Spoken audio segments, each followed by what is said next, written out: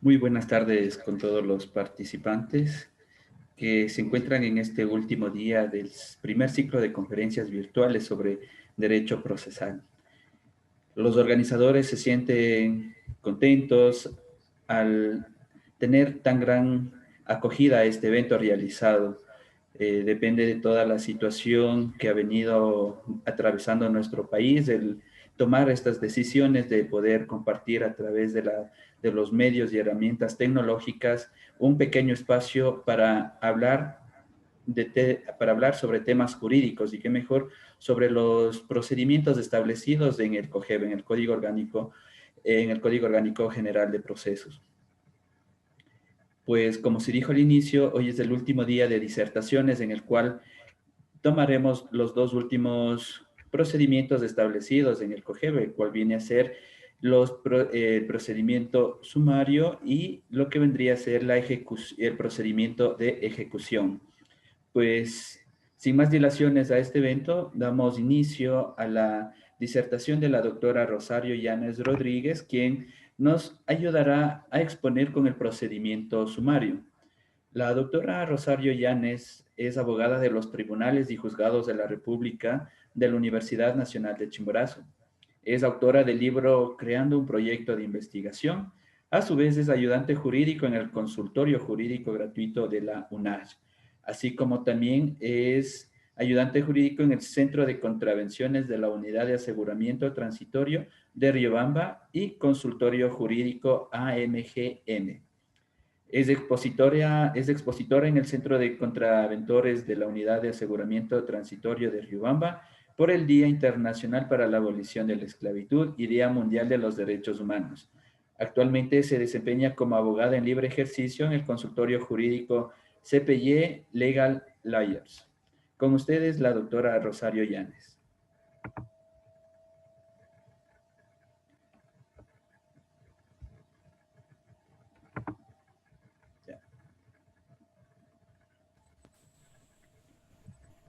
Perfecto, doctor. Le escuchamos y tiene luz verde para iniciar con su disertación.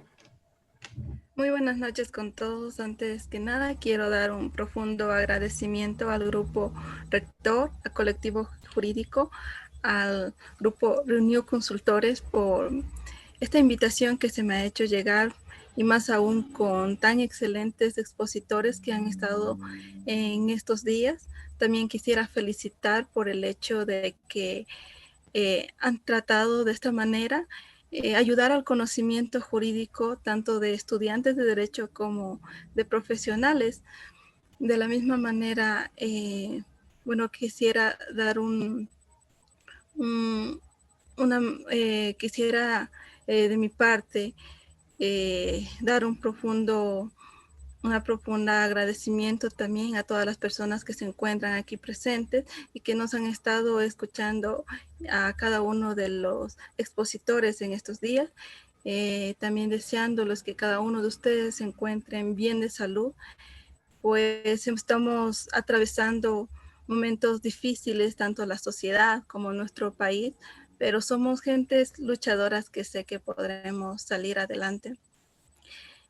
Bueno, retomando con lo que es mi tema, quería generalizar un poco en relación a mi exposición y luego profundizar un poco más en relación a la amplia audiencia que tenemos. No sé si me podría confirmar en audio y video que todo se encuentre bien en este momento. Sí, doctora Rosario, tenemos luz verde para la disertación. Muchas gracias.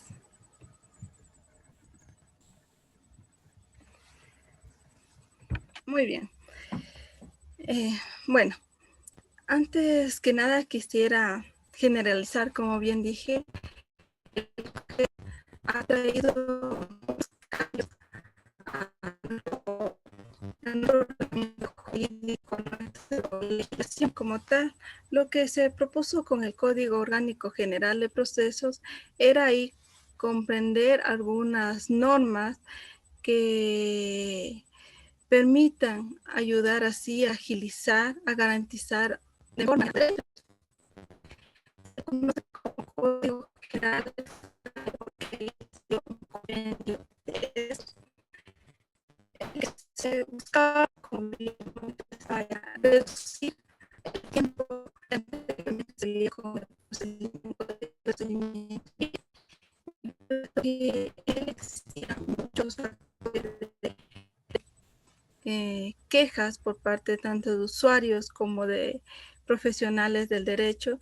Se trató de mejorar esta situación y también de garantizar la oralidad. Y eso es así. En el artículo 4 lo manifiesta que se dé esta oralidad como manera de garantismo. Pero aún así, aunque se ha tratado de velar estos derechos, en la práctica diaria podemos ver que se siguen viendo esas falencias que se veían anteriormente. Podemos ver que los juicios siguen retardándose o no se cumplen los términos que se dan en el código y por esto siguen habiendo esa inconformidad de parte de los usuarios y de sí, también de los profesionales, ¿verdad? Entonces, para dar a conocer aún mayor lo que es este procedimiento sumario, he tomado dos definiciones que creo que van a ayudar aún mejor a esclarecer este tema. Breve, resumido, compendiado, nombre de ciertos juicios en que se prescinde de algunas formalidades y se tramitan con mayor rapidez. Resumen, extracto, compendio. Este es de acuerdo a Guillermo Cabaneras. También he tomado una definición que creo que engloba aún mayor lo que ya tenemos dispuesto en el COGEP. Procedimiento sumario para temas de conocimiento que por la naturaleza del tema, su tramitación es más breve. Sigue las fases que hemos revisado para el juicio ordinario, auto de admisión de la demanda, citación al demandado, contestación a la demanda. Audiencia única, pero con dos fases. La primera para el saneamiento de la relación procesal y la segunda fase de ejecución de la prueba, alegatos y sentencia. En esta clase de juicios no hay lugar a la reforma de la demanda ni la reconvención de la sentencia. Es susceptible de apelación. Según Sarmiento. Bueno, aquí como podemos ver, el juicio sumario y el juicio ordinario también tienen mucha relación. ¿Y cuál es la principal diferencia en estos juicios? Es que el juicio ordinario tiene dos audiencias. En cambio, el juicio sumario tiene solamente una audiencia o se la conoce como audiencia única y es por eso que se le conoce como breve, puesto que en ella se trata lo que veíamos en las dos audiencias. Entonces, con eso se trata de agilizar este proceso. También anteriormente el procedimiento sumario se veían trámites que eran considerados notarios, pero ahora con el COGEB el procedimiento sumario se lo ha tomado más ya para temas que tengan controversia netamente. Muy bien. El procedimiento sumario se encuentra en el capítulo 3, libro cuarto, del artículo 332 y 333 del COGEB. Bueno, para dar a conocer sobre este tema, también he tomado en cuenta lo que se encuentra en el registro oficial, el número 517, para así tener o estar más actualizados en lo que es este tema, puesto que sabemos que con esa reforma se cambiaron tanto en el trámite, en términos, y de esta manera ustedes también puedan conocer cuáles son estas modificaciones y ayudarnos. Bueno, también quería comentar que este registro oficial, en caso de que ustedes no lo tengan, va a estar en disposición de los organizadores en su página oficial y los harán llegar a cada uno de ustedes. El trámite a seguir por el procedimiento sumario lo encontramos en el artículo 332.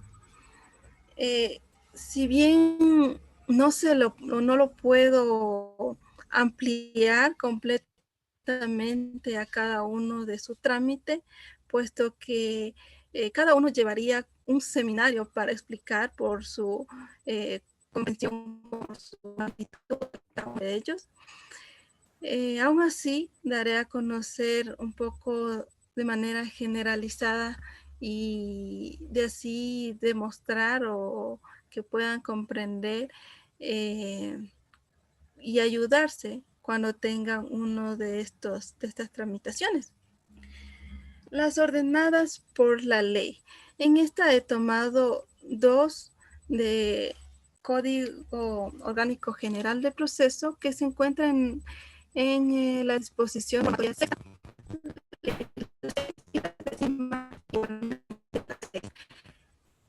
La primera nos habla en relación al Código de Trabajo y esta nos manifiesta: las controversias individuales de trabajo se sustanciarán en procedimiento sumario. Y la 16ª es en relación a lo que es inquilinato.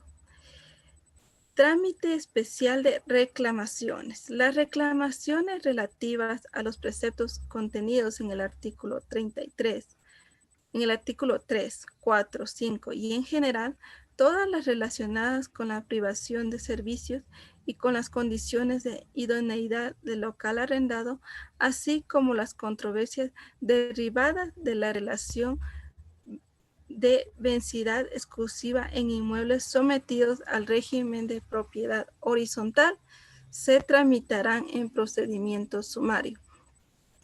Bueno, en ese sentido también sí sería adecuado que ustedes, al tener en este momento sus códigos, tengan anotado estas disposiciones para cuando quieran hacer esta tramitación, saben que va a ser por vía sumaria. Bueno, 2. Las acciones especiales, acciones de nueva obra, servidumbres, demarcaciones, despojos violentos y despojos judiciales. Voy a englobar lo que son las acciones posesorias especiales, acción de obra nueva y el despojo violento y el despojo judicial.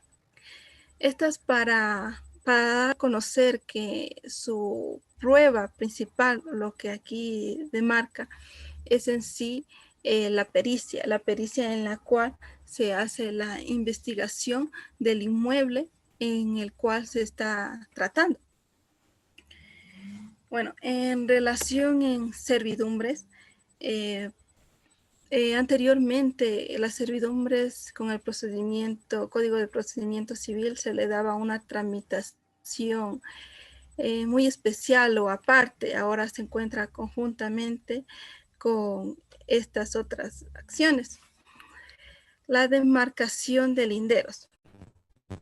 En la demarcación de linderos nosotros podemos comenzar este juicio cuando no se quiera hacer esta demarcación, cuando no se quiera proseguir con la misma.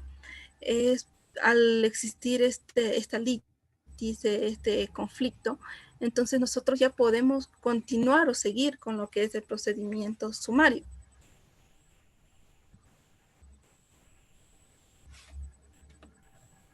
Ya, muy bien.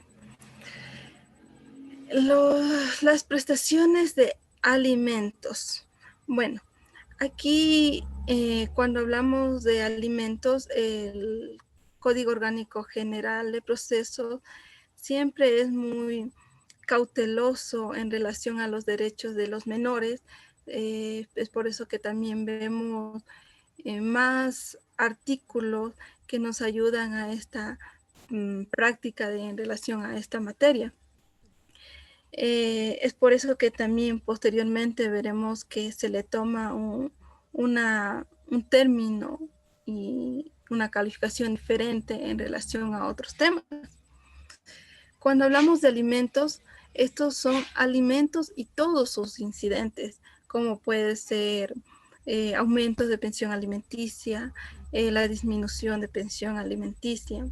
Y cuando tratamos también este tema alimentos, tenemos que ver que la decisión va a ser en relación al beneficiario del derecho. Siendo así, sería al menor.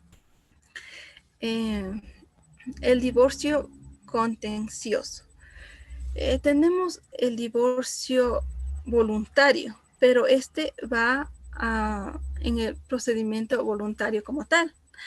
Este divorcio contencioso es el que está en las causales del Código Civil. Entonces, estos son los que vamos a ver aquí. Si previamente no se ha resuelto la determinación de alimentos o el régimen de tenencia y de visitas para los hijos menores de edad e incapaces, no podrán resolverse el proceso de divorcio o la terminación de la unión de ello. Bueno, cuando nosotros presentamos un divorcio, eso sí tenemos que tener bien en cuenta que no solamente se va a tratar el divorcio si tenemos hijos. Entonces, en el divorcio también se va a tratar alimentos, régimen de tenencia y visitas. Por tanto, las pruebas que tenemos que adjuntar tienen que ser también en relación a estas, puesto que si nosotros no tomamos en cuenta las pruebas que nos ayuden a facilitar esto, no vamos a dar la correcta defensa a nuestro cliente. Bueno, también de manera provisional, al momento de calificar esta demanda de alimentos, se le deberá poner una pensión provisional de alimentos a ese menor, y eso es como una garantía que da el juzgador a los menores. Muy bien. Ay, perdón. Las controversias relativas a incapacidades y declaratorias de indemnización guardas. Las controversias relativas a facturas por bienes y servicios y las relativas a honorarios profesionales cuando la pretensión no sea exigible en procedimiento monitorio o en vía ejecutiva. Bueno, muy bien. Aquí nos está hablando de que en caso de que nosotros no podamos acceder, ya sea vía monitoria o ejecutiva, pero ¿cómo se podría comprender cuándo es en vía sumaria? En procedimiento monitorio se podría entender cuando no tengo un documento como tal que me demuestre que yo tengo que cobrar. Entonces ahí se trataría de ver otros medios para acceder a este cobro. Ya, en procedimiento ejecutivo, tenemos un documento ejecutivo y lo puedo ya hacer efectivo. Entonces, si no tengo estos documentos, puedo irme a vía sumaria cuando tengo un contrato de servicios profesionales.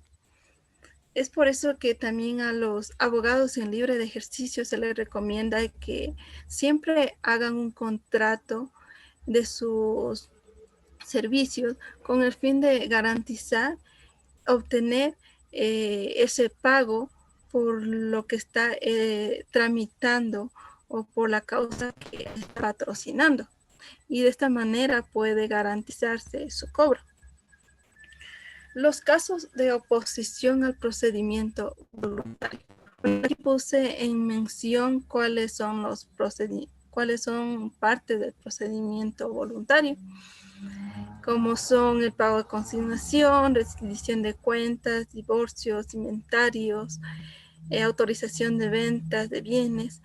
Cuando uno de estos pertenecientes al procedimiento voluntario no se lo puede dar, entonces inmediatamente llegan o pasan a ser de procedimiento sumario. Ya, muy bien. Las controversias originadas en el despido intempestivo. Esta se puede dar por una mujer embarazada que está en periodo de lactancia o cuando son dirigentes sindicales. Bueno, aquí cuando se trata también de materia laboral, el Código Orgánico General de Procesos también es o tiene cuidado, tiene una cierta tramitación especial para ellos. Y vamos a ver también posteriormente cómo se vinculan con los derechos de los niños esta tramitación. Cuando se trata de este tema de laboral, la jurisdicción al momento de que se le demanda al trabajador depende del lugar en donde se encuentra domiciliado el trabajador. Aquí también sí se puede hacer una demanda conjunta cuando han sido un mismo empleador. Entonces ellos se pueden reunir y presentar esta demanda. Ahora, la cuantía, cuando se hace de manera individual, esta se hará en compendio con todas las pretensiones que tiene esa persona.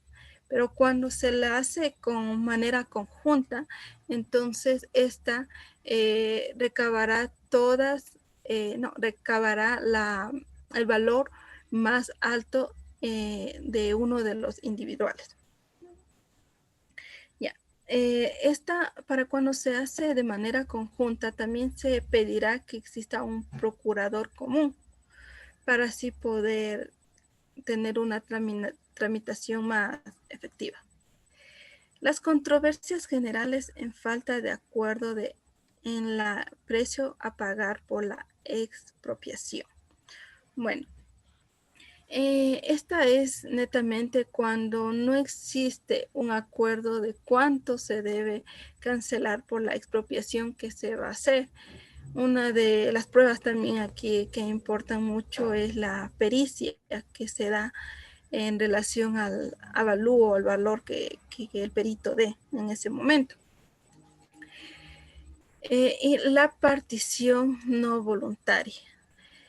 Cuando no existe un acuerdo entre las personas en el momento de una partición, entonces esta se tramitará también en vía sumaria.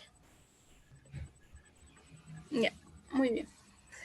Entonces quería yo hacer un recuento de qué es lo que comprende este procedimiento sumario. Y también lo vemos en el artículo 333, una de estas características. El procedimiento sumario es de conocimiento abreviado, o sea que es más corto, reducido, como dijimos al inicio. Es un proceso de audiencia única, pero esta tiene dos fases. Es un proceso preponderante oral, al igual que todo el Código Orgánico General de Procesos. En él se debaten asuntos contenciosos y de casos de oposición de procedimientos voluntarios. No procede la reforma de la demanda, solo se admite la reconvención conexa.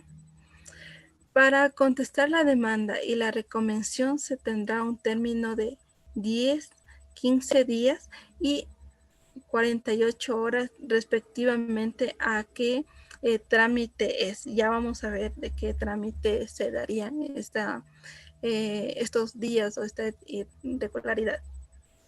En las controversias sobre alimentos, tenencia, visitas, patria potestad de niñas, niños y adolescentes, la o el juzgador para dictar la sentencia no podrán suspender las audiencias para emitir la decisión oral.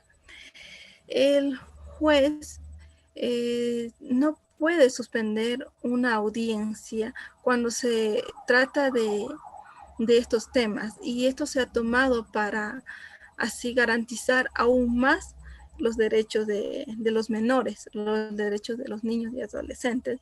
Es por eso que se ha tomado, queda plasmado en este cuerpo legal.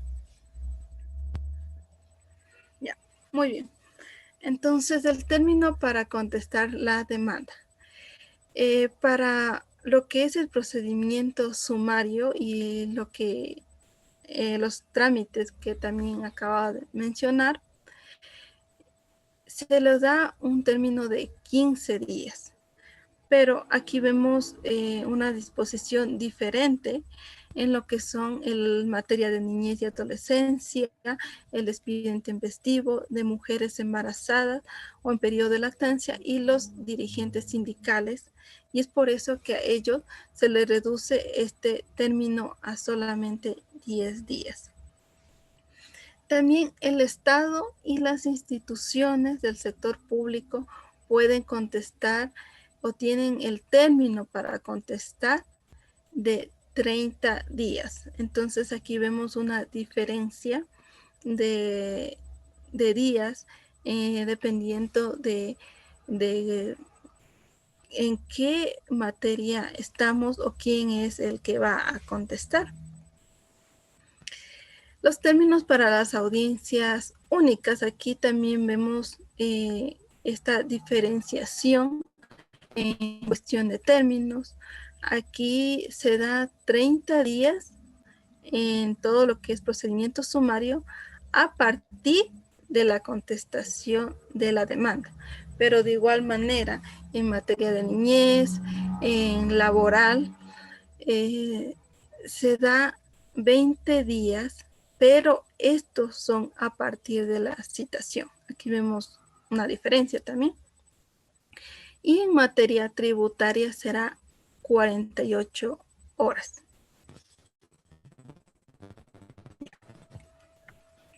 El procedimiento en sí, en su conjunto de cómo va este procedimiento sumario, es de la siguiente manera. La presentación de la demanda. Bueno, esta presentación de la demanda deberá ir de acuerdo a todo lo que comprende en el artículo 144 y conjuntamente con todas las pruebas que puedan ayudar y validar en el momento de oportuno que se hará en la audiencia. Entonces es aquí donde debemos presentar todo conjuntamente. En la calificación, esta será posteriormente y de acuerdo al tiempo en conformidad a qué trámite se está siguiendo. La citación, esta también será con el fin de evitar la vulneración de derechos a la contraparte. La contestación de la demanda. Esta contestación de la demanda se puede hacer tanto con excepciones como las que vemos ahí, como la reconvención.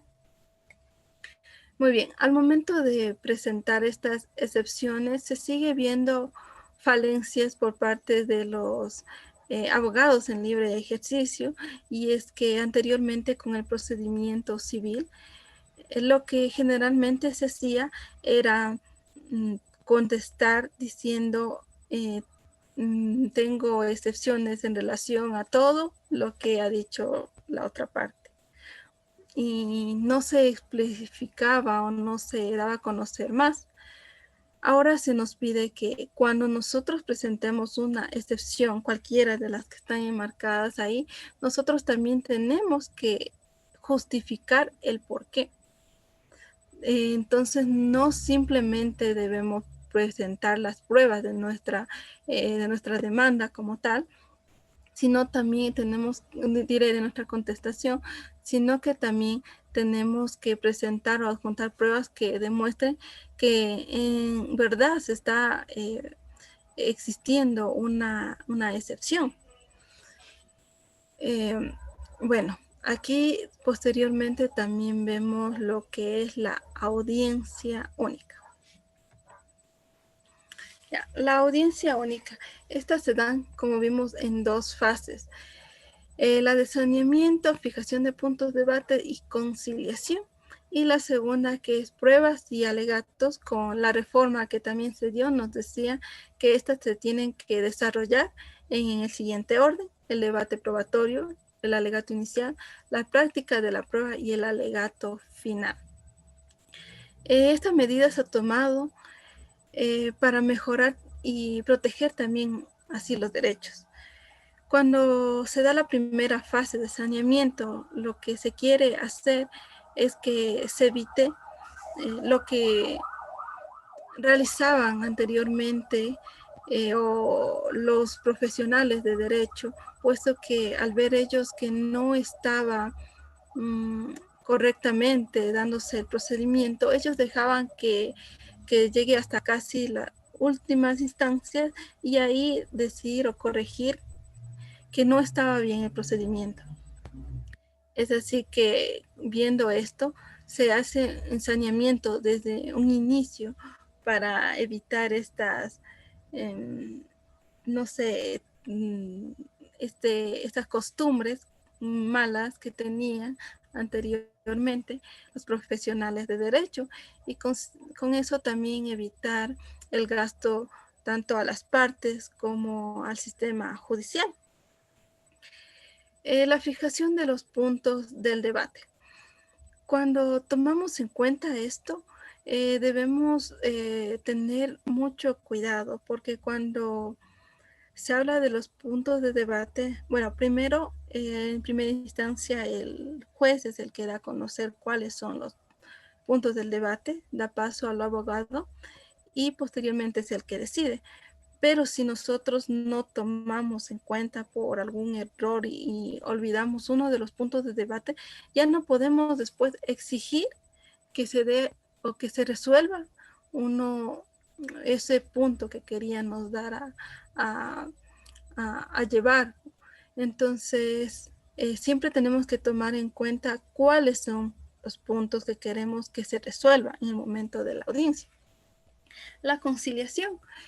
Este es muy importante y en realidad es un tema que los jueces tienen que conocer y tienen que aplicarlo mucho, puesto que el juez debe dar a conocer los métodos adecuados para la solución de ese conflicto y así evitar continuar con el trámite por llegar a una manera pacífica. Pero en la práctica esto no se ve tan así. Pues lo vemos que los jueces simplemente lo dejan muchas veces a los abogados que resuelvan la conciliación, o no dan los métodos adecuados, o a su vez tienden a decir que es o se está perdiendo más el tiempo y que deberíamos proseguir con la audiencia. Entonces no se da, a mi opinión, tan correctamente la conciliación como se debería hacer, y en sí la finalidad del juez debería ser llegar a más procesos de manera conciliatoria, que llegar a una segunda fase o una segunda instancia que tal vez incluso no llegará a su objetivo, a lo que quería ninguna de las partes. La segunda fase, en el debate probatorio, este es muy importante también, porque nuestras pruebas. Aquí también tenemos la oportunidad de decir cuáles van a ser el orden que vamos a manejar nuestras pruebas. Pueden ser documentales, pueden ser periciales, testimoniales, o podemos alterar de acuerdo a la estrategia que nosotros tengamos. Entonces, esta es muy importante al momento de dar a conocerlo, y también tenemos que justificar el por qué queremos que esta prueba que queremos tener sea validada para nosotros después poderla practicar. Ya, en el alegato inicial, de igual manera, nosotros daremos a conocer qué es lo que queremos llegar o qué es lo que queremos conseguir y demostrar con nuestras pruebas. La práctica de las pruebas. Esta parte es muy importante y se engloba en el artículo 196 del COGEB, y esta es o debemos tener mucho cuidado con ella y debemos revisarla muy bien. ¿Por qué? Porque al momento de nosotros no practicarla bien, tal vez estamos evitando que el juez tome esta prueba que para nosotros es muy importante o fundamental. Entonces estamos así evitando dar la defensa que quisieran llegar. Por eso que tenemos que tomarla muy en cuenta. De igual manera, al nosotros conocer cómo es la práctica adecuada de una prueba, podemos servirlo para que no sea validada una prueba de la contraparte, y así también ganar nuestra veracidad de nuestros hechos. No sé si me puedes ayudar, Marcelito, en cuestión de tiempo para ver si puedo proyectar una hoja o para continuar. Sí, sí, doctora, puede proyectar su hoja. Tiene todavía 10 minutos de exposición. Ya, ok.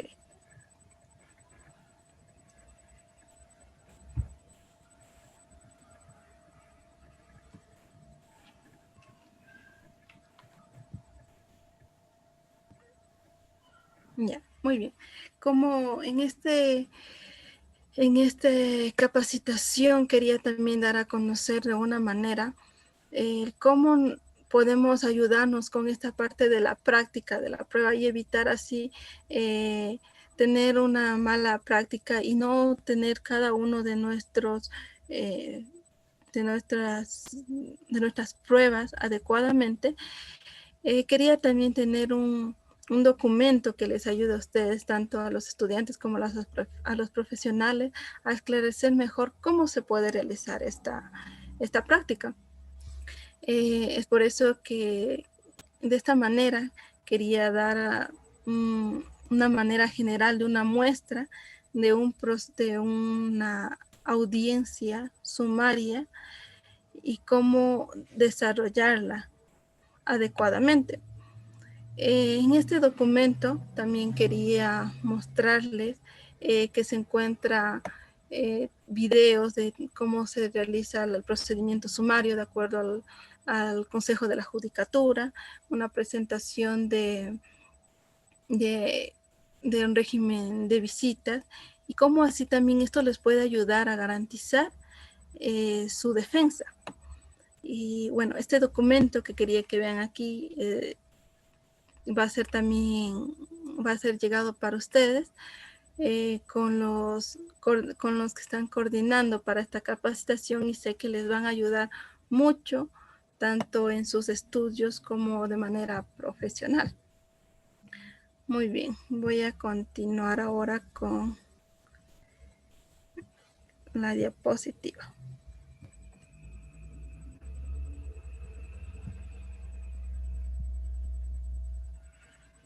Ok.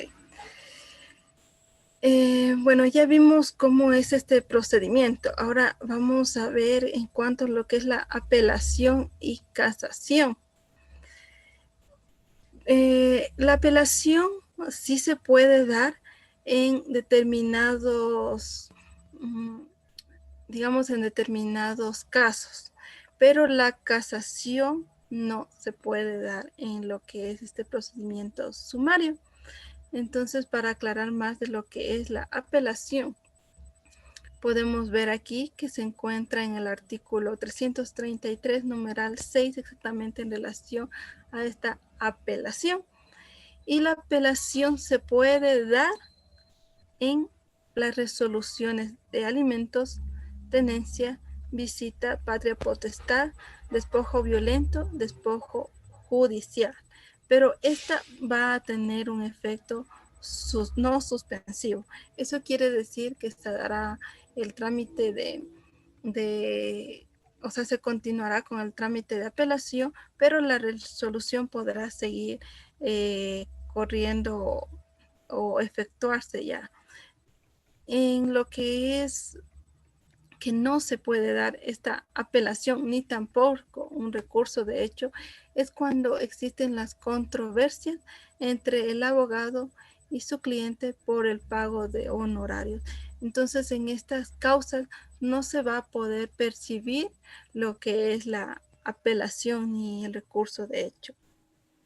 Bueno, también lo que es alimentos y lo que es en el sentido laboral, tanto como cuando es una mujer embarazada, como es en el periodo de lactancia y bueno, cuando son dirigentes sindicales, también podemos ver y quería aclarar en este punto que el COGEB está tratando de ayudar a que no se vulneren los derechos de estas personas. Y es por eso que se toma una medida más de protección para ellos. Y incluso en lo que es procedimiento de alimentos, se nos dice que no necesariamente se necesita del patrocinio de un abogado, aunque esto sinceramente considero que no es muy adecuado, puesto que para un profesional de derecho a veces se le hace difícil el ayudarle en una causa, más aún a una persona que no tiene esta preparación adecuada y poder garantizar sus derechos en una audiencia. También aquí quería llegar a una acotación en esto de alimentos. Siempre es muy importante tener en cuenta que, los formularios que lleva el Consejo de la Judicatura siempre se están actualizando y para evitar estos problemas siempre se les recomienda estar en continuo revisión y verificar cuál es el modelo que se está teniendo. De la misma manera, en lo que son tablas de pensiones alimenticias, que es otro tema que a veces se descuida un poco y se cree que las tablas no van a variar, pero sí llegan a variar inclusive en el mismo año. Así que hay que tratar de evitar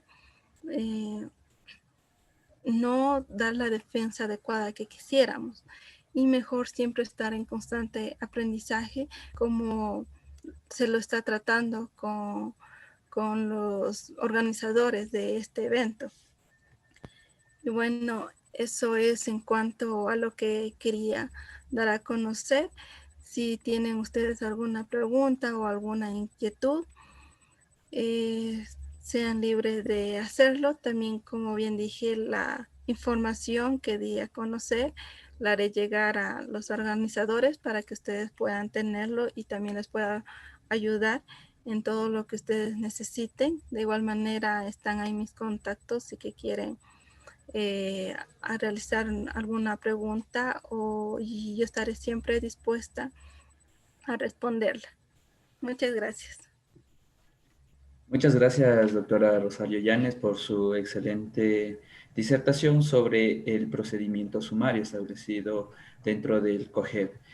Por el momento, pues bueno, no queda más que agradecerle por parte de los organizadores de este magno evento. No tenemos ninguna pregunta tanto en redes sociales como en la plataforma de Zoom. En este sentido, pues agradecemos y reiteramos nuestro agradecimiento y el compromiso de seguir con estas capacitaciones continuas. Muchas gracias, doctora Rosario Llanes. A continuación, vamos a tener la intervención de la doctora Caterine Castellano, quien nos va a ayudar con la disertación del tema de los títulos de ejecución.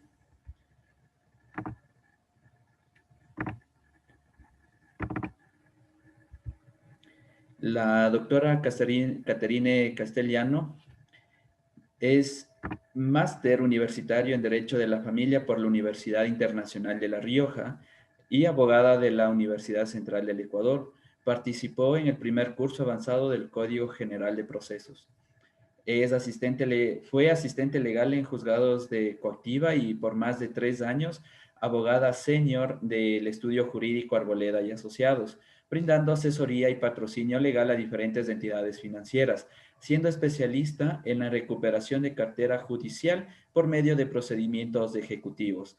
Esta noche de hoy, pues la doctora Caterine Castellano nos trae los títulos de ejecución y su procedimiento. Buenas noches, doctora Caterine.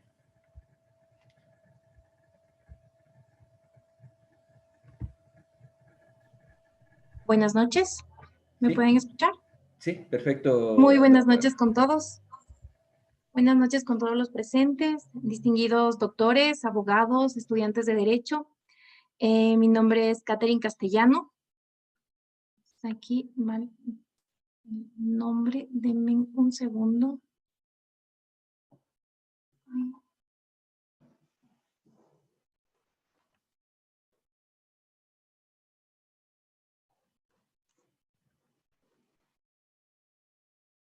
Perfecto, ahora sí, como les decía, muy buenas noches con todos y todos me pueden escuchar. Primeramente, quería agradecer a los organizadores del colectivo jurídico por la grata invitación realizada a mi persona. Mi ponencia es sobre lo que es el procedimiento de ejecución establecido en el artículo 362 del Código Orgánico General de Procesos, para lo cual con la autorización de los organizadores y del colectivo jurídico, para poder proceder con la presentación de las diapositivas. Sí, doctora, tiene luz verde. Puede compartir la pantalla. Gracias.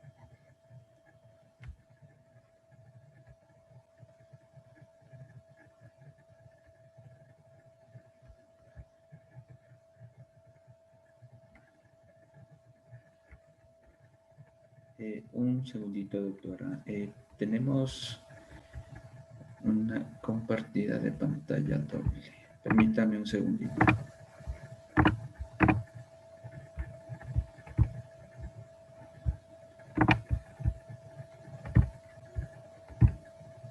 Por favor, doctora, puede compartirnos su pantalla. Mil disculpas por los inconvenientes técnicos.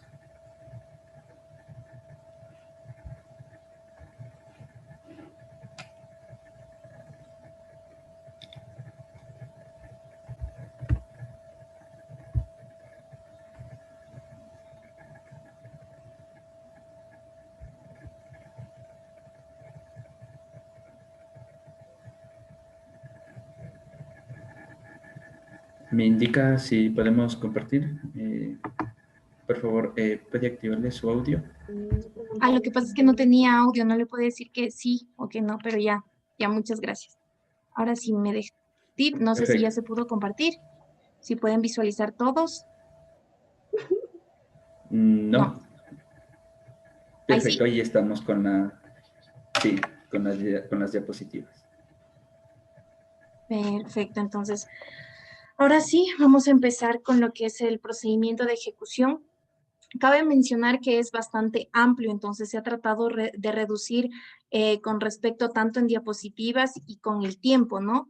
De todas maneras, cualquier duda o inquietud las podemos ir anotando para irlas solventando al final de la presentación. Ya, primeramente, ¿qué es la ejecución? El artículo 362 del COGEP, que es desde donde se da inicio a lo que es este procedimiento, nos define como el conjunto de actos procesales para hacer cumplir las obligaciones contenidas en un título de ejecución, es decir, que la obligación ya se encuentra en un título de ejecución como tal. Por lo tanto, la función del juzgador es ejecutar esas obligaciones, por lo que se deduce en que es juzgar y hacer ejecutar lo juzgado, por una parte. De ahí, por otra parte, ¿cuál es la competencia en los procedimientos de ejecución? Igualmente es en lo que es las unidades judiciales de lo civil de todo el país. Siempre va a depender de lo que contenga el título de ejecución, ¿no? Por cuanto si se trata de los diferentes contratos, va a depender donde esté el fuero, donde marque la jurisdicción del contrato, dependiendo de las cláusulas del mismo. En el caso, lo que me pasa a mí muchas veces en el caso de Quito, va a depender la jurisdicción, más que jurisdicción, como todos sabemos, tenemos la división entre lo que es Iñaquito, el complejo judicial Iñaquito del Norte y el complejo judicial de Quitumbe. Entonces, muchas veces, dependiendo del domicilio del demandado, es donde vamos a lo que es presentar la demanda, ¿no? Si es que el demandado vive en lo que es el sector del norte, desde el centro para el norte, va a ser competencia de lo que es la unidad judicial Iñaquito, del complejo judicial Iñaquito, y en el caso de que sea del centro al sur de Quito, la competencia es para Quitumbe. Entonces, creo que es importante tomarlo en cuenta por cuanto muchas veces se desconoce esto y terminan inadmitiendo la demanda porque no son competentes para conocer la causa. Ya. La siguiente diapositiva vamos a hablar sobre lo que son los títulos de ejecución. Los títulos de ejecución están establecidos en el artículo 363 del Código Orgánico General de Procesos, el mismo que empezamos con la sentencia ejecutoriada. ¿Qué es la sentencia ejecutoriada? La sentencia ejecutoriada nos dice que los autos interlocutorios y sentencias se ejecutarían conforme a los casos del artículo 99 del COGEP. ¿Cuál es el término en que se ejecutaría una sentencia? El Código Orgánico General de Procesos no nos establece como tal un término en el que se ejecuta. Sin embargo, para poder nosotros poner un recurso de apelación con respecto a los autos interlocutorios o a las sentencias, nos establece que es en el término de 10 días, el término de 10 días. En tal virtud, ese sería el término que nosotros tenemos para interponer un recurso o el término que tendríamos que esperar para que esté debidamente ejecutoriada la sentencia o el auto interlocutorio. Listo. Y conforme el artículo 99 de la misma norma legal nos habla de que obviamente estas sentencias para que puedan convertirse en lo que es un título de ejecución no sean susceptibles de recurso, como decía hace poco. También que tiene que tener un acuerdo, puede ser un acuerdo de las partes, tiene que tener un vencido el término y de igualmente los recursos desistidos o desiertos tienen que estar ya abandonados, es decir, que en el caso de que se llegue a presentar uno de los recursos, estos deben estar desertados o abandonados para que la sentencia esté debidamente ejecutoriada y para que pueda convertirse en lo que es un título de ejecución.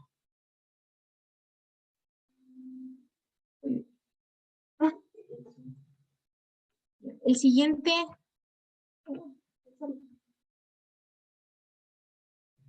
El siguiente título de ejecución es lo que es el laudo arbitral y el acta de mediación. Le he puesto en la misma diapositiva para un poco resumir, ¿no? Entonces, lo que es el laudo arbitral se encuentra establecido en el artículo 32 de la Ley de Arbitraje y Mediación, que nos habla básicamente que este debe estar debidamente ejecutoriado, ¿no? Entonces, ahí nos habla de lo que es la ejecutoría de lo que es el laudo arbitral, el acuerdo que hayan llegado de las partes por medio del árbitro. Y de ahí, para el momento que nosotros vamos a presentar la demanda, necesitamos obviamente que una copia certificada del auto arbitral va a ser uno de los requisitos indispensables adjuntada a nuestra demanda para que se convierta en lo que es un título de ejecución. De ahí tenemos la acta de mediación, que igualmente se encuentra establecida en el artículo 47 de la Ley de Arbitraje y Mediación, y nos habla que la acta de mediación como tal tiene efecto de sentencia ejecutoriada y cosa juzgada, es decir, aquí no tenemos que esperar ningún término. En el momento que nosotros tenemos el acta de mediación como tal, se convierte en un título de ejecución y podemos ejecutarla, ¿no? Con nuestra debida, igualmente, con el acta de mediación y con la demanda. Ya, los siguientes títulos de ejecución es el contrato de prenda y los contratos de venta con reserva de dominio. El contrato de prenda se establece en el artículo 623 en el Código de Comercio, que debe ser por escrito, con reconocimiento de firma y rúbrica, y cumplir las formalidades y solemnidades para que éste tenga validez. Es decir, si no cumpliera estas formalidades que establece la ley, no podría ser como tal un contrato de prenda y por ende no podríamos demandar por la vía de ejecución. El artículo 632 del Código de Comercio también nos dice que vencido el plazo de la obligación, el acreedor podrá ejercer la acción de ejecución, que es lo que nos importa en este momento, ¿no? Entonces, una vez que esté vencido el plazo del contrato de la prenda, se convierte en un título de ejecución. Más que convertir, nosotros podemos ejecutar este contrato.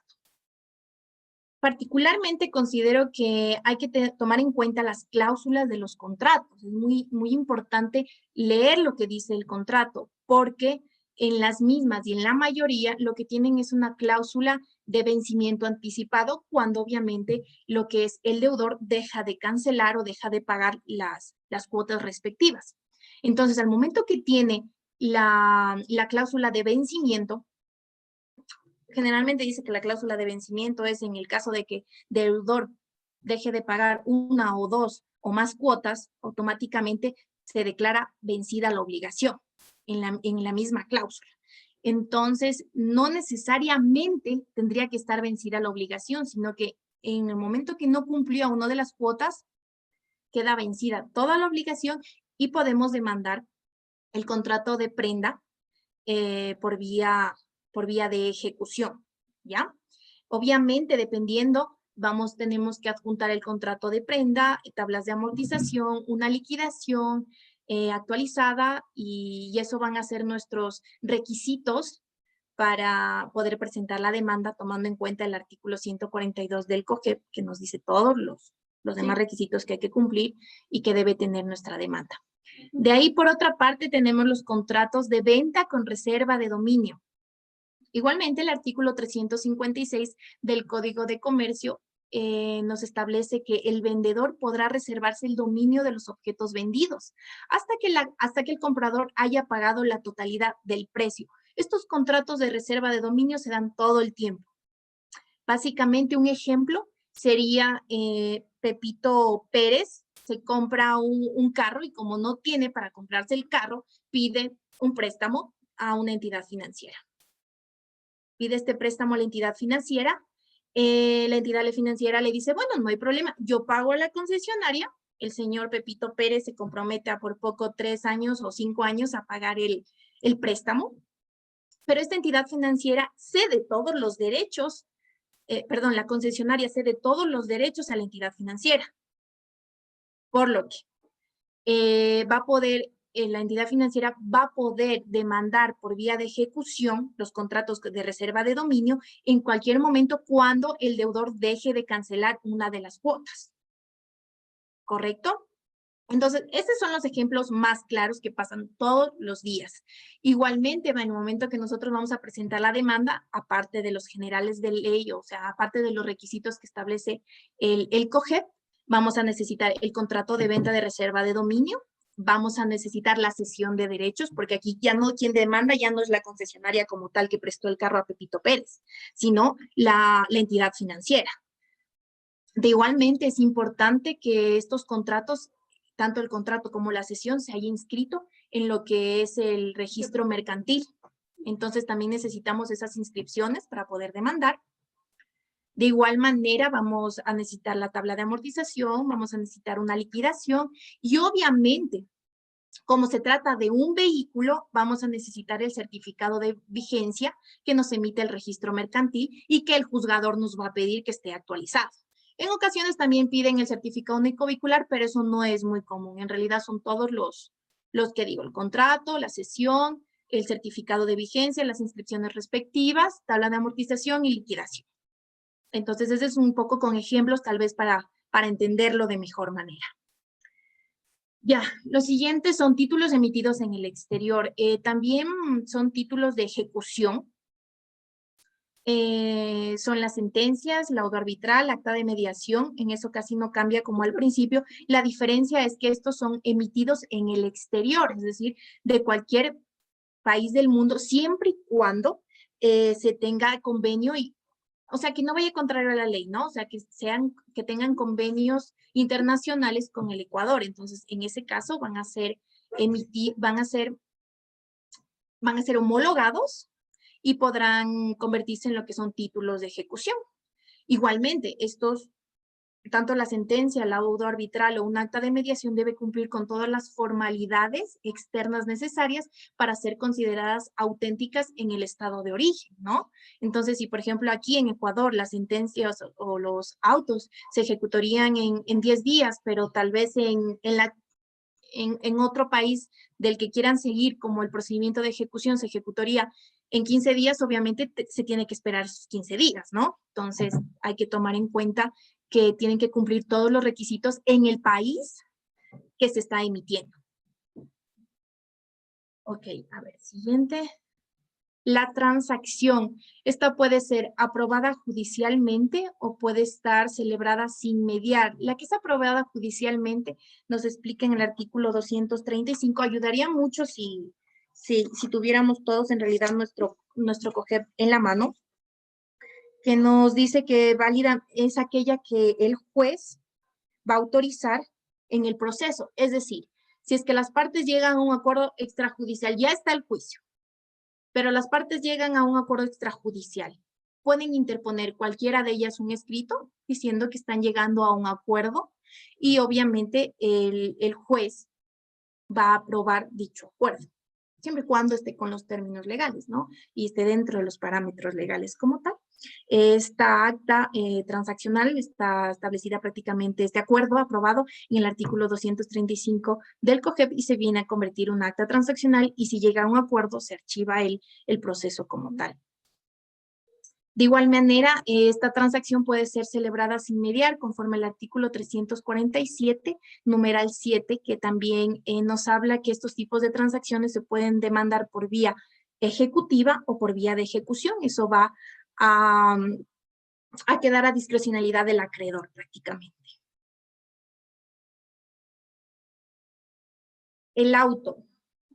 Los autos emitidos, los autos interlocutorios, también tienen fuerza de título de ejecución. El primero puede ser un auto que apruebe una conciliación parcial. Como todos sabemos, o bueno, en su mayoría, cuando nosotros nos encontramos en una audiencia, llega a una fase de conciliación. Estamos prácticamente casi, diría yo, en la mitad de la audiencia. El juez nos establece un tiempo para poder conciliar. Entonces, si las partes llegaran a esta conciliación, se convierte en un auto en el cual se aprueba dicha conciliación. Entonces, conforme el artículo 233 del COGEP, ¿no? Entonces, obligatoriamente, tomaría una fuerza de un título de ejecución. Es decir, que si yo acuerdo o en la etapa de conciliación queda que Pepito Pérez a mí me va a tener que dar $500, yo puedo luego ejecutar ese auto. O cualquier obligación de hacer, de dar o de no hacer. ¿Ok? Ok, el siguiente también puede ser un auto que contenga la orden de pago en el procedimiento monitorio. En el procedimiento monitorio, como igualmente tenemos conocimiento, una vez que se presenta la demanda, emiten un auto de pago por un cierto valor, entonces ese se convierte en un título de ejecución que llamaremos mandamiento de ejecución con el que podemos ejecutar ese pago. Otro de los títulos de ejecución es la hipoteca. ¿Qué es la hipoteca? La hipoteca es el contrato por el cual un deudor deja en garantía un bien a quien se le otorgó el préstamo.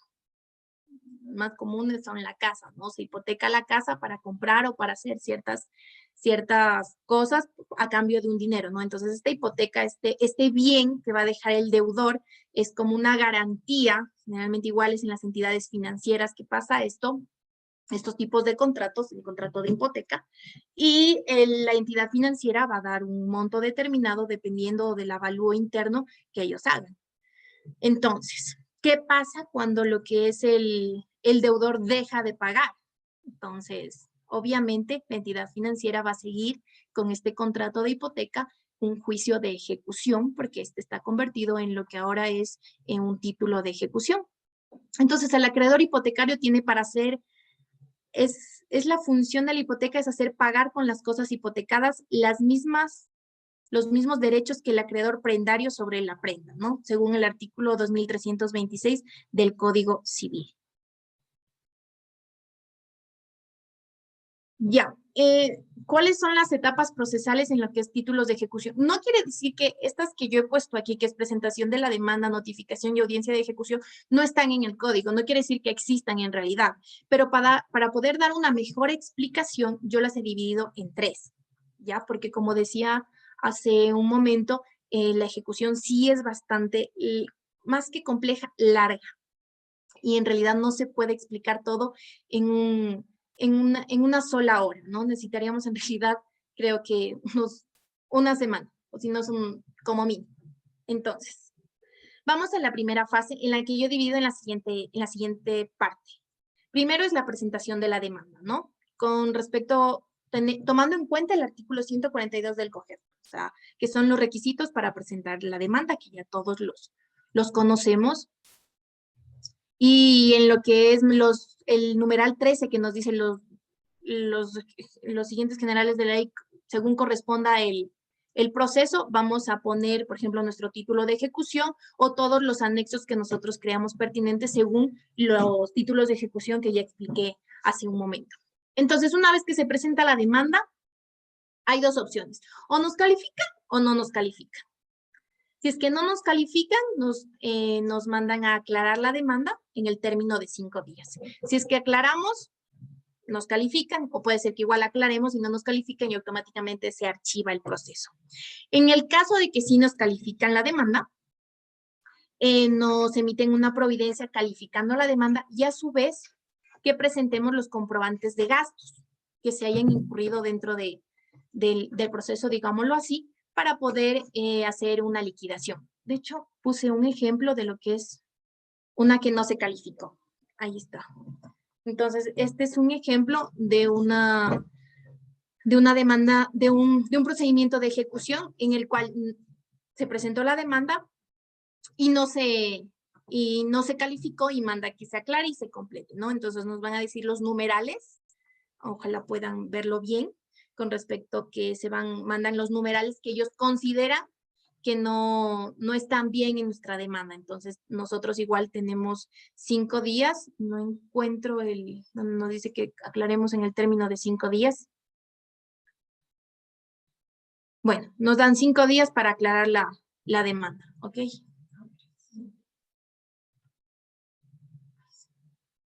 Ese es uno de los ejemplos. De ahí, como decía, el otro ejemplo es cuando sí nos califican la demanda, que está aquí. Entonces, igual nos dice, por cuanto el accionante ha dado cumplimiento al auto anterior, se determina la solicitud presentada que es clara, precisa y cumple todos los requisitos legales al procedimiento de ejecución. Y en lo que es en el numeral 3, nos dicen que se designe un perito liquidador en el término de 5 días. Que para que se designe un perito liquidador en el término de 5 días, tenemos que presentar los comprobantes de respaldo de gastos realizados conforme con las normas de costos previstas en el código, ¿no? Entonces, este sería un ejemplo de cuando ya está calificada la demanda. A ver.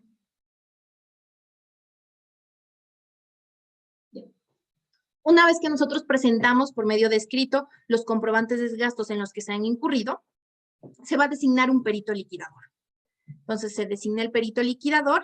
El liquidador muchas veces, dependiendo del juzgador, tiene que posesionarse o en caso contrario simplemente presentar en el término de 10 días, en la mayoría de los casos, su informe pericial.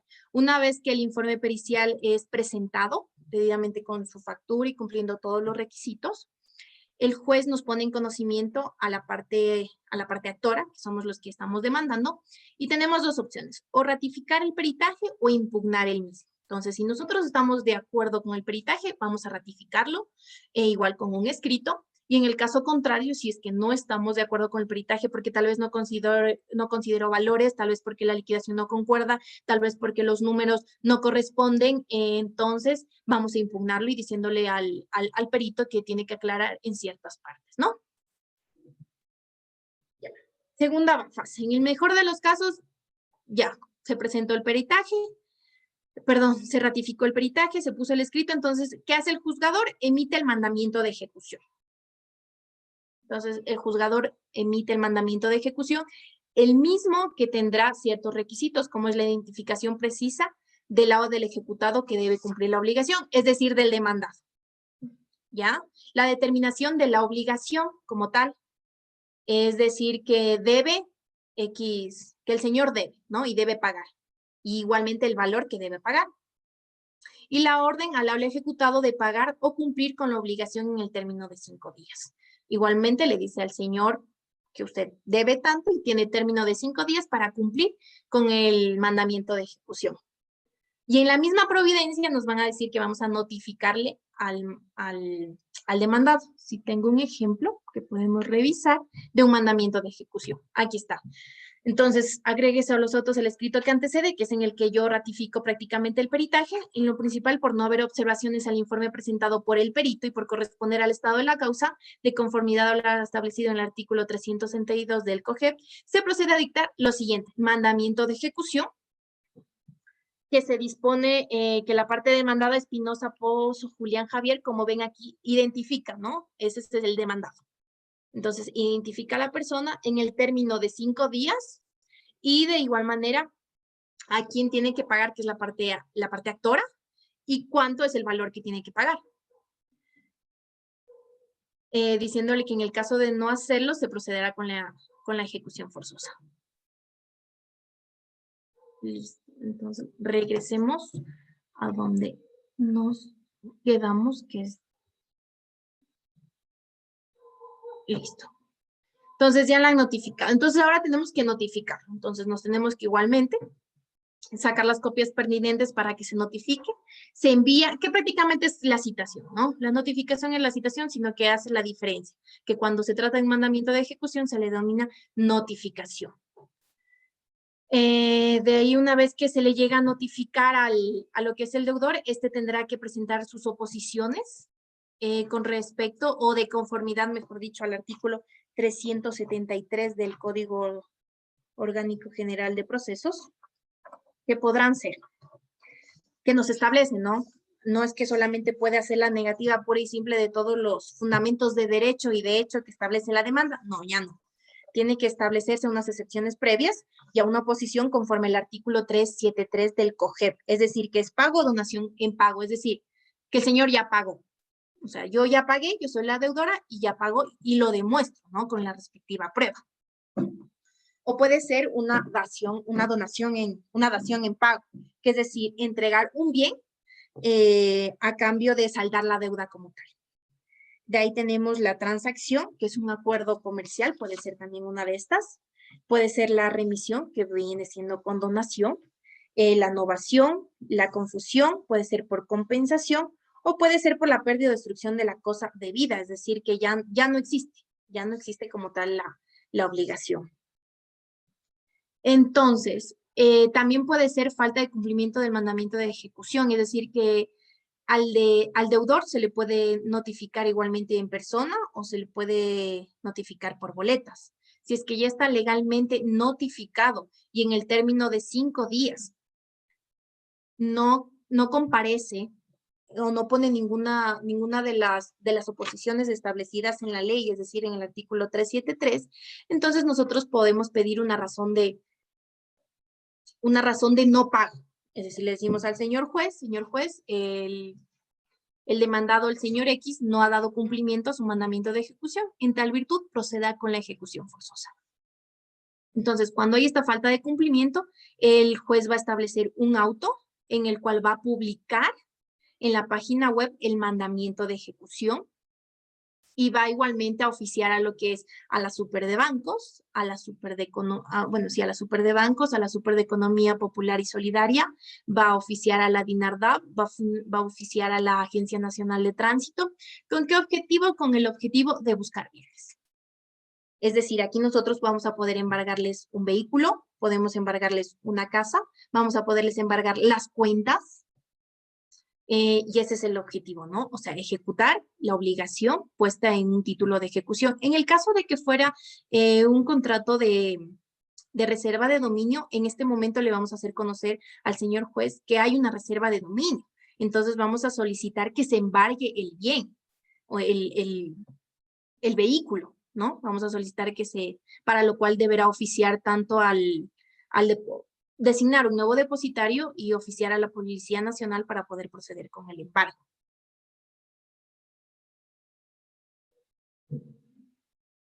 Ya, la tercera fase. Dice, el deudor haya presentado oposición. Cuando el deudor haya presentado oposición, nos habla. Como decía antes, primero viene el embargo de los bienes, ¿no? Entonces, como decía, si es que nosotros le hemos encontrado un bien, procedemos al embargo. Caso contrario, se oficiará lo que es la Policía Nacional, se ejecutará el embargo y al depositario judicial. Aparentemente parece rápido aquí las fases, sino que en el juzgado no se cumplen en realidad los términos como nosotros quisiéramos, como abogados que se cumplieran. Parece rápido poder solicitar estos oficios, pero en estos momentos las unidades judiciales están totalmente copadas y tenemos que esperar mucho tiempo para poder llegar a lo que es el embargo como tal. Pero bueno, después de eso tenemos igualmente en lo que es el procedimiento de ejecución, la audiencia de ejecución, la misma que se va a establecer conforme al artículo 333 del numeral 4, que nos habla de lo que es las audiencias, ¿no? Entonces, va a tener va a constar de 2 fases. La primera fase, que va a ser el saneamiento y la fijación de los puntos del debate, siempre y cuando haya una oposición por el deudor. Si es que no hay una oposición del deudor, no va a haber esta audiencia de ejecución. Pero bueno, en el caso de que sí lo hubiera, seguimos con la audiencia y va a haber una etapa de conciliación y va a haber una etapa de la segunda fase, que es una prueba y alegatos, ¿ya? El saneamiento, fijación de puntos de debate prácticamente es la validez procesal. La fijación de los puntos de debate es lo que nosotros exigimos como tal y las obligaciones que se contienen en lo que es en el título de ejecución del que estamos demandando. Y después tenemos lo que es la conciliación, que como manifestaba anteriormente es el momento procesal donde las partes pueden llegar a un acuerdo. Entonces, si es que se llegara a un acuerdo, se establece un auto y automáticamente se archiva el proceso. En el caso de que no se llegue a un acuerdo, continúa el juicio y en la segunda fase va a ser la prueba y va a haber los alegatos. La prueba va a ser la que anunciamos en nuestra demanda, ¿no? Entonces, aquí nosotros ya no podemos decir, en ese momento no puedo decir, ahora tengo esta prueba. No, es la que nosotros anunciamos en su momento, anunciamos y adjuntamos en la demanda. Entonces, esa es la que nosotros vamos a ir desarrollando. Como decía, se divide en prácticamente la segunda fase, se divide en lo que es el debate probatorio, se divide en lo que es el alegato inicial, la práctica de la prueba y finalmente el alegato final. Además de cumplir estos requisitos generales de lo que es la audiencia, también va a tener que cumplir la audiencia los requisitos del artículo 392 del Código Orgánico General de Procesos. Es decir, que el juez Va a conocer y resolver sobre lo que es la oposición de la o el ejecutado.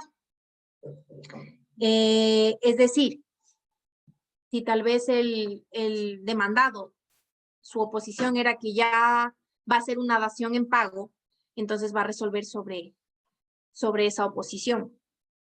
El numeral 2 del artículo 392 nos va a decir que también tiene la facultad en esta audiencia de aprobar fórmulas de pago, ¿no? Si es que se debe, como decía antes, se puede llegar a una conciliación, se aprueba la fórmula de pago, tal vez el deudor dice, bueno, no es verdad, no he pagado tantos meses, pero yo ofrezco tanto y ya queda en una conciliación, en un acuerdo entre las partes y el juzgador es competente para aprobar esta fórmula de pago. También aquí se va a conocer sobre lo que es las observaciones al informe pericial del avalúo. También se va a señalar entre los bienes embargados los que debe ser objeto de un remate y de igual manera se va a resolver sobre la admisibilidad de las tercerías. Las tercerías son aquellas que intervienen en el juzgado que consideran que de ser oportuno, el juzgador va a calificar la tercería y va a resolver en las mismas en esta audiencia. Ok, sigamos. Entonces tenemos lo que es el siguiente, en el caso de que no intervenga, como decía, el deudor en la audiencia, a pesar de estar legalmente notificado, va a intervenir lo que es el perito avalador del bien. Una vez que ya esté embargado el bien, por supuesto, vamos a solicitar por medio de escrito un perito avaluador a fin de que determine cuánto es el valor del bien con respecto a cuánto es lo que se le está demandando, por el valor que se le está demandando, por el valor que dice el mandamiento de ejecución. Entonces, de ahí posteriormente a esto, vamos a pasar a lo que es la fase del remate. En la fase del remate, el juzgador va a señalar día y hora para poder establecer las posturas que se van a realizar. Mi estimado, no sé qué está pasando con la pantalla que está borrosa. No sé si están rayando, no sé si me pueden ayudar con eso. ¿O quién tiene? No, sí, doctora, es justo de su pantalla mismo. Nadie más tiene acceso. No sé si le Qué raro. podemos poner nuevamente. Sí, ya le voy a... Excelente. Perfecto. Ahí estamos Sí, bien. porque si no ya no se podía ver. Ok, muchas gracias. A ver, entonces, no soy yo, otra vez.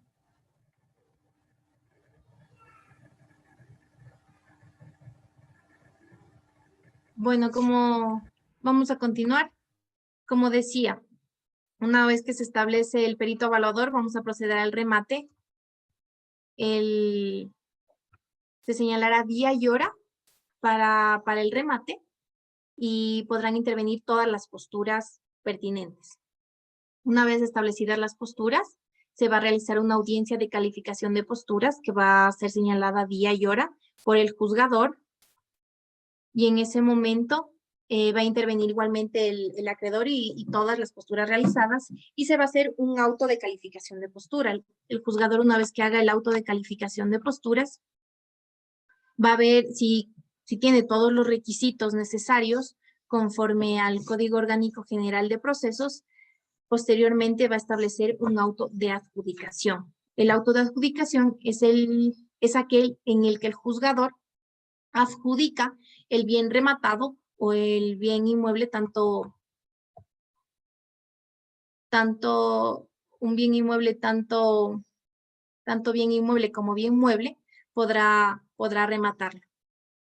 Finalmente, podemos decir que una vez que se establezca este auto de adjudicación, el nuevo propietario podrá protocolizarlo en cualquier notaría para hacer la debida y legalmente la transferencia de dominio. Sigamos.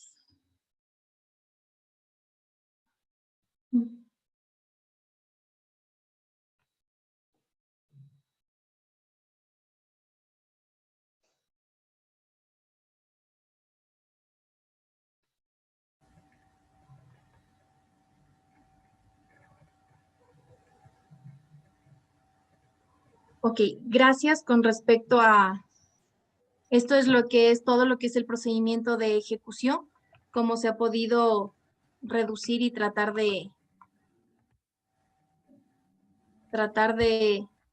ponerlo un poco en pastillita para poderlo entender de una mejor manera. Entonces, si es que existe alguna pregunta. Sí, perfecto. Muchas gracias, doctora Catrine Castellano, por su magistral exposición respecto al proceso de ejecución. Y bien como lo indicó, pues el proceso de ejecución viene a ser un proceso muy extenso dentro de la materia. En este caso tenemos una pregunta de nuestro participante que nos indica lo siguiente. En el caso que celebre un contrato con reserva de dominio por un valor determinado, por el lapso de 2 años, si no se cumple con el pago mensual y el vendedor se retracta en ya no venderme el terreno, procede a iniciar un proceso de ejecución. ¿Sí está clara la pregunta o le podemos formularla nuevamente? Ya. El señor indica que en el caso en que se celebre un contrato con reserva de dominio por un valor determinado, por el lapso de 2 años, si no se cumple con el pago mensual y el vendedor se retracta en ya no vender el bien, procede a iniciar un proceso de ejecución.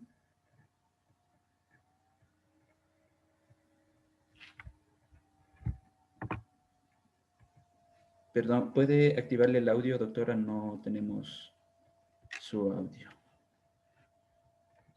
Ya, en este momento sí me escucha, ¿verdad? Bueno, en este caso, si es que tenemos, primero sería bueno revisar cómo se celebró el contrato de reserva de dominio, pero si es que efectivamente tuviera una cláusula de vencimiento anticipado y no ha cumplido con todo lo que son las cuotas mensuales, sí podría ejecutar un procedimiento de ejecución. Perfecto, doctora. Muchas gracias. Tenemos también la participación, bueno, dentro de una pregunta del doctor Eusebio Gaibor. Por favor, doctor Eusebio, tiene la palabra. Hola, buenas noches. Hola, Buenas noches. ¿qué tal? Buenas noches. Cuando existen este tipo de procedimientos de alimentos, la liquidación y el cobro de dinero, siempre menciona procedimientos de ejecución en ese mismo procedimiento. ¿Es eso correcto? Cada vez que en este tipo de procedimientos de alimentos no hay sentencia ejecutoriada tampoco, pero siempre menciona algo de ejecución al último. Incluso liquidación de perito y todo eso. No sé si eso es correcto lo que usan algunos jueces.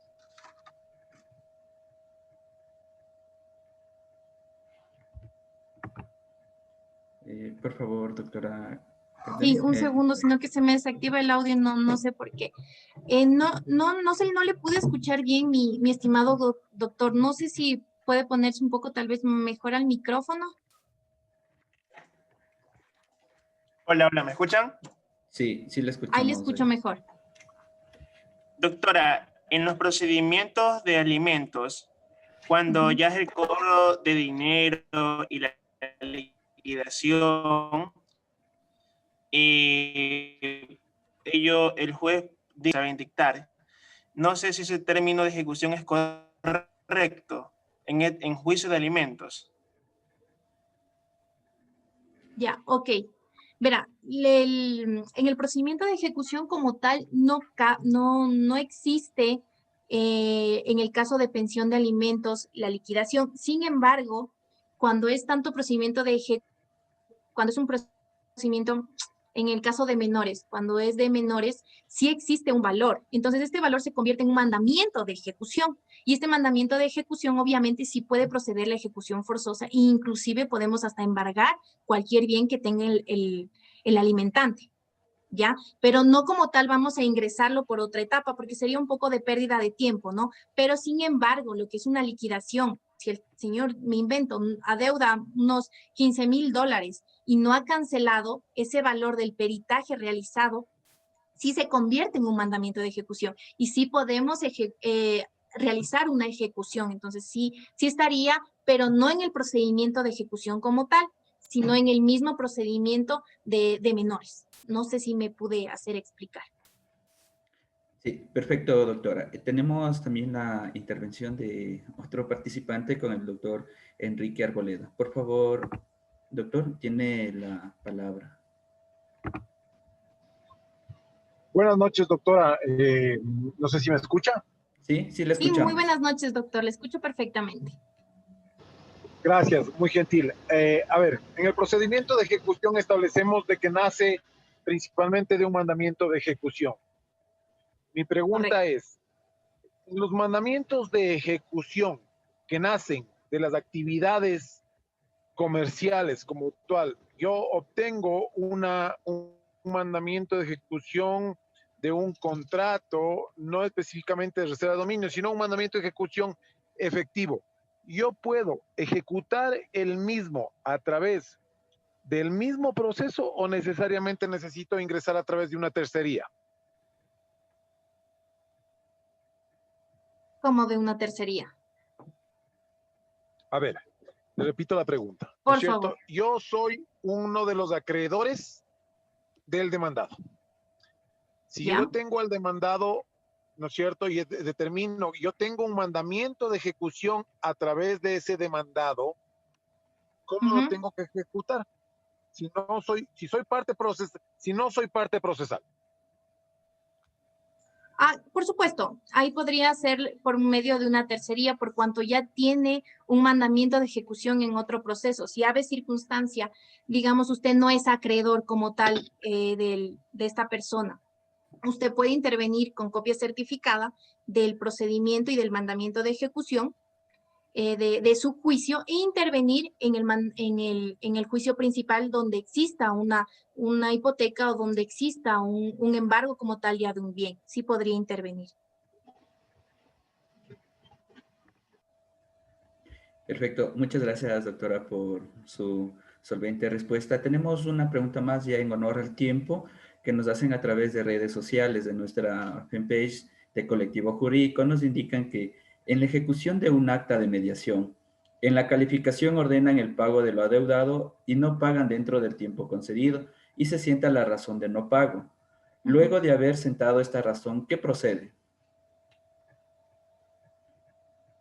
A ver, una vez que se emite el mandamiento de ejecución Así es. y en lo que es procedimiento de ejecución, ¿no? Una vez que tenemos el mandamiento de ejecución y no hay la razón de no pago, previamente tenemos que notificarle al demandado. Si es que no demandado, ahí sí procede. Si es que está legalmente notificado el demandado, procedería a la ejecución forzosa, que es automáticamente la búsqueda de bienes. Entonces, ahí es cuando se oficia a la Super de Bancos, a la Agencia Nacional de Tránsito, a la Super de Economía, y nosotros podemos embargar bienes muebles, bienes inmuebles, o inclusive se le podría embargar hasta las cuentas bancarias. Perfecto, doctora. Muchas gracias por su participación, su disertación muy excelente.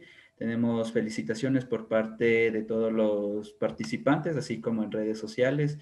En esta situación, pues ya al culminar este primer ciclo de conferencias sobre derecho procesal, los organizadores quieren agradecerle, reiterar el agradecimiento y la dedicación del tiempo que usted ha permitido a este desarrollo de estas jornadas jurídicas. En este sentido, pues, procedemos a dar por finalizado este primer ciclo de conferencias sobre derecho procesal, sin tomar en cuenta, obviamente, cada una de las aristas que se ha venido realizando en todas estas jornadas, pues son temas muy amplios dentro de cada procedimiento, en lo cual los organizadores están tratando de ver si se realizan otros seminarios u otras actividades u otras conferencias en las cuales ya tenga temas específicos y se trate sobre cada uno de los procedimientos establecidos en el COGEB.